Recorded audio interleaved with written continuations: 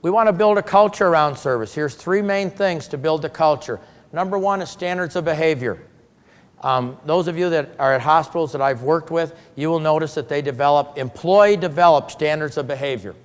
The employees sit down, they look at a physician satisfaction survey, a patient satisfaction survey, an employee satisfaction survey. And then say, in order for us to create the right culture, what type of behavior do we have to have? And they develop it. They develop it on attitude, from taking people to where they're going, everything. And then every employee signs it. Where did we get this? Southwest Airlines, Ritz, good companies, General Electric have these things. You know, good hospitals do it too. The second thing is scripting, or statements that you use. You know, like that statement, is there anything more I can do for you? I have time. Early on, I want to make sure you get very good care. If there's any time you don't feel you're getting very good care, I'd like to know about it right away. We have a physician satisfaction statement. You know what it's called? Doctor, do you have any questions? I have the chart right here in front of me.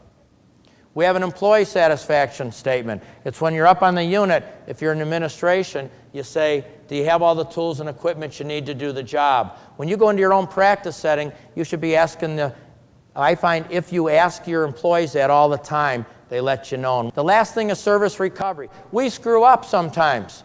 We make mistakes. Let's not argue. You know what we say? I'm so sorry. What would you like me to do? Do you know what they're going to say? We just don't want this to happen to anybody else. And sometimes you just have to bite the bullet and say we made a mistake. We do at Baptist. We can be the #1 hospital in the country in patient sat, but we screw it up. One day, Mr. Gene Booker calls me. He's on our board, and he says, you better call this lady. Gave me the name. She's at the country club just ripping the hospital. She's about 80 years old. I call her up. I say, this is Quint Studer, president of the hospital. Mr. Booker called me, said you're being pretty tough on us at the country club. She tells me about why she's upset. And of course, I'm going to be a nice guy, and I say, I'd love to have you come into the hospital to talk about it. She's 80 years old. She doesn't have to suck up to anybody. You know what she says to me? Seems to me you should be the one doing the driving here. Not a bad point. I get in my car, I drive over to her condo. She lets me in. I'm a little scared. Her husband's, I mean, I heard her on the phone. This is not pleasant. You know, I pull in. Her husband has a big white bandage on his neck because he had a trach. She's got her live-in homemaker, housekeeper type nurse assistant there. They let me in. I am so desperate. I'm going, every picture I see, I'm saying, what beautiful, are these your grandchildren? I've never seen just better looking kids. You know, I'm Catholic and I see some Virgin Mary, so I try to talk about that. And she goes, oh, I'm not Catholic, those are just something I have around. I mean, everything I'm doing, I'm just grabbing. I'm grabbing for everything I can because I don't want to have the real conversation. You know what I mean? The house, the artwork, the rugs, I mean, it's just unbelievable. And finally we sit down and she sits me on the couch. She has her husband here with a trach and his little writing pad. She has a homemade, her lady here, and she tells me the story. See, her husband had a trach. Now her husband, and you read about, they did an editorial on him in the Pensacola News Journal when he passed away about 2 months ago. He was in World War II, and he was one of the first prisoners of war. He spent 4 years in Japan, in a prison of war camp in Japan. He was there when the bomb was dropped, and he wrote a book about it. Now, he has a trach, and he's constipated. Now, if you have somebody that's constipated, might you do something to loosen the bowels? We did, and they loosened. And he hit the call button, and the nurse came on and said, can I help you? And what do you think he said? Nothing. But see, the nurse didn't have the chart, so the nurse just assumed maybe he pressed it by mistake and didn't go down there.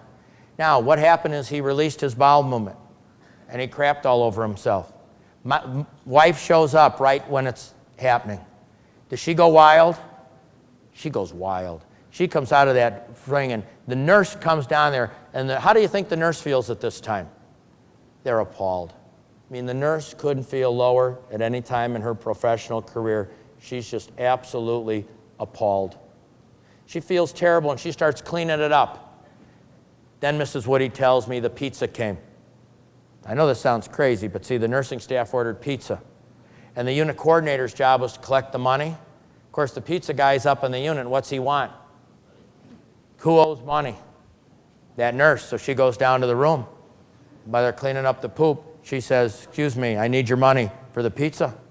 About this time, wife goes, absolutely, one more standard deviation. Now I'm sitting there and I'm hearing this. And every time I'd hear it, she'd turn to the homemaker who was with her in the hospital and she'd go like this. He would write on his pad and hold it up. Do you think we blew that one? We did. You know what I said? I said, I apologize. We screwed up. We screwed up. I said, we're trying to do a better job at the hospital, but obviously it doesn't count if you don't see it. We screwed up. I said, what would you like me to do? She said, please don't ever let this happen to anyone else again. And I went back. At the department head meeting, we talked about this whole case, because you're in the top hospital in the country for USA Today, for quality. You can get a little cocky. We talked about this whole case, went right through the whole deal. I told Mrs. Woody what we had done, and I got a card from her. She said, Dear Quint, thank you for coming out to our house.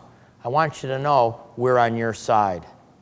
See, you can turn some bad things into good things if you just handle it certain ways. Service recovery, scripting, and standards of behavior are principle number 3 if you want to create that right culture.